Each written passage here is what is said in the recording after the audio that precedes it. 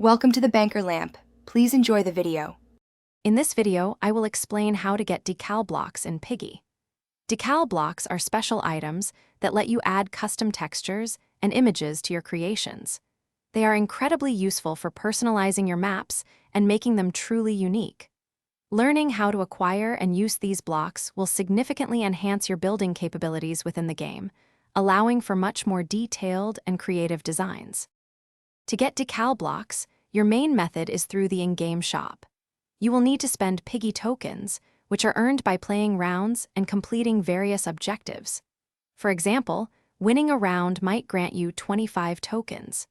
Keep an eye out for special bundles or limited-time events, as these can sometimes offer decal blocks as exclusive rewards, providing another way to expand your collection. After you have acquired your decal blocks, head into build mode and access your inventory.